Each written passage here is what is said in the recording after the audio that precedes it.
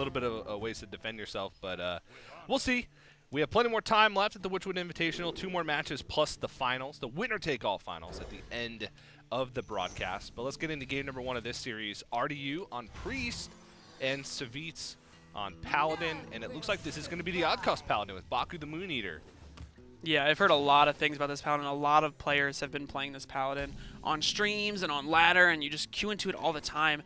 And it's just because the Paladin upgraded hero power is very good, especially with a lot of cards like the Maul. The Maul can buff up the 1/1s on curve as well.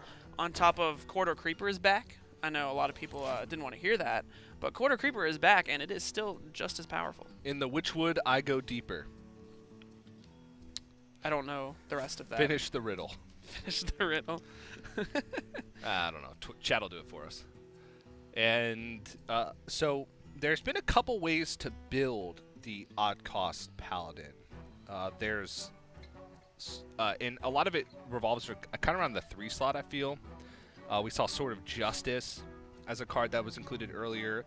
Marsh Drake is in or out, depending on like if you have Light's Justice. How many 1-drops you actually run is a big thing as well. And sort of that top end. And we heard Savjz talking about Witch's Cauldron, so I can imagine that's in the deck as well to generate some of those Shaman spells. You get a Bloodlust off any of those, you're probably going to win the game. Yeah, it's very interesting to see what direction they take. There's the direction with the Witch's Cauldron that we were talking about earlier. There's also, I've seen some lists play Raid Leader, which is a little funny to think about. Raid Leader in competitive play. Well, I don't think it's that funny because people got to get scrappy when there's the first set in a set That is rotation. very true. Because there's 200-something less cards in the pool. So you're gaining 1 expansion, but you're losing 3. And so you have to kind of make things work. You build a deck with 22 cards, and you're like, well, what do I put in now? And that's where the Raid Leaders, the Stormwind Champions. You're the coach of your Paladin team, and you're trying to figure out who you want to put in to score the game-winning point. And Raid Leader's looking at you, and just with hope in his eyes that he finally gets picked for the team. And then he misses. And Witch's Cauldron gets put in immediately. And then Witch's Cauldron comes in and just wins the game for you. But on the other side, RDU looks like he's playing a combo priest, Dragon combo priest, and the Nightmare Amalgams are an interesting choice that was decided to put in because there was a few dragons that rotated out, notably Draconid Operative. Players just needed a little bit more oomph with their dragon synergy. And Nightmare Amalgam fills that void of, well, I want to get on the board early, I want a nice statted minion that also acts as an early dragon activator that I'm pretty happy to keep in my hand. And Nightmare Amalgam fits that because it's a dragon, a beast, a murloc, a demon, Pirate. a pirate. Don't forget Pirate. Yeah, the Nightmare Amalgam is a very powerful card in the set because they did lose a lot of dragons. They lost Nether Spite Historian, Bookworm, and Draconoid Operative, and the replacements they got were Nightmare. There's Nightscale Matriarch, which is the 7-mana 4/9 Priest Dragon, that whenever a friendly minion is healed, you get to summon a 3/3 Drake. And RDU not wasting any time here, just saying, you know what? You don't have a way to answer this. There's no equality in your odd-cost Paladin deck. There's no Dark Conviction. This is a 10/10. It's sticking. There's no Sunkeeper Terra. What is there then, TJ? A lot of small stuff. And Savjz is also going to get the notification next turn that Duskbreaker is still in standard play. And he's got the Nightmare Amalgam to be able to clean up the board, let his 10/10 keep clocking away. And Savjz just going to try and get at least a little bit of Divine Favor value right off the bat. I think Savjz is really hoping to draw maybe that Witch's Cauldron to find Hex, or there's also the possibility of drawing Level Up and just trying to push as much damage as possible. Yeah. Unfortunately, RDU is going to say, none of that nonsense. This 10/10 is going to hit you. That it will. And Baku the Moon Eater is not something that Savjz wanted to draw. I mean, there is Glacial Shard. Glacial Shard does stall for a little bit, but I mean, how long can we stall? How long can Savjz? How long can this go on? I like the stutter there, like there was 2 played. Very nicely done. Well, Witch's Cauldron will be protected because it does have that 4 health stat line, so you could Glacial Shard trade in right away to to maybe pick up an Earthshock. Still fit in an Earthshock. Earthshock is a good one. Farsight, not the greatest. You can maybe draw a level up from Farsight and then make a bigger swing turn later on, but the thing Savjz is worried about right now is just living. Yeah, Savjz is really worried about that. And I mean, the most that Savjz can do right now, I think, is honestly just stall. There is Righteous Protector.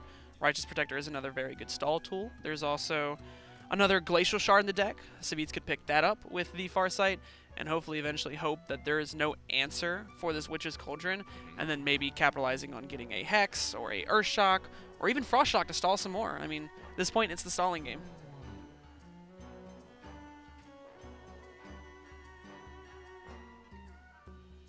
And RDU thinking... RDU is presented with a very interesting option. RDU is presented with, does he want to play the Nightmare and sacrifice the potential for Wormguard to be activated next turn? Yeah, at this point, I don't really feel like he needs the taunt aspect of it or the additional attack, to be honest. Just playing the 7-mana 3/11 is good, especially with the Inner Fire. Yeah. And I don't see a way out for Savjz. He doesn't have... He can't kill any of these. He has to rely on getting something from Witch's Cauldron that's going to help him. Oh, I completely forgot about Crushing Hand. Crushing Hand! That's an answer. And Savjz rubs his hand together like an evil villain. I mean, that was very diabolical, what he just did. It was. I don't think RDU's ever going to be able to forgive him. No. He's still behind. He still might lose Let's this game. not paint this for something that it's not. He is going to need quite a bit of help. But this is going to, once again, protect his Witch's Cauldron, or at least force RDU to use Inner Fire on the Nightmare Amalgam to kill it. And if he does that, then he's not developing unless he picks up a minion that he can fit in with Dustbreaker, but no Dragon Activator because he played the Nightmare Amalgam last turn. So. And this is a very hard choice. There can... I think you have to commit the Wormguard, because if RDU commits the Wormguard and Savjz does not pick up... There's 4 chances at a good Shaman spell. If Savjz does not pick up a good Shaman spell that costs 4 or less mana, most of the time, RDU can just get there. Prince Leon. Let's start digging. Gotta start digging. Ice Fishing is a whiff. A big whiff. Zap is... Kind of a whiff. kind of a whiff. What's next? What's in the cauldron? Also, That's a whiff. Next batter up. That's where Raid Leader would have been put in. Ancestral Healing. That could save him. That does save him. Unless a dragon is picked up for Dustbreaker. But as it stands right now, that saves him. With Dustbreaker. Well, the Inner Fire could be cast, then the Amalgam goes yes. in, and then Yeah. Dustbreaker gets cast. Yeah. So, I mean, a lot of Shaman spells, but a lot of nothing. I think Farsight has to be played. Maybe Savjz says, if I can live one more turn and get these 1/1s, there's a chance. And if I'm not really seeing it. he wants to get exceptionally greedy, he's gonna Ancestral Spirit. Oh no, he's gonna Ancestral Healing on one of the 1/1s. But it looks like it's just gonna be Witch's Cauldron to try and guarantee that value is gonna be able to be generated. And that's just lethal. The dragon was picked up for the Dustbreaker, and RDU is going to take this first game if he sees it. Sure, RDU sees it. He's just thinking about how much damage he wants to deal. Yeah.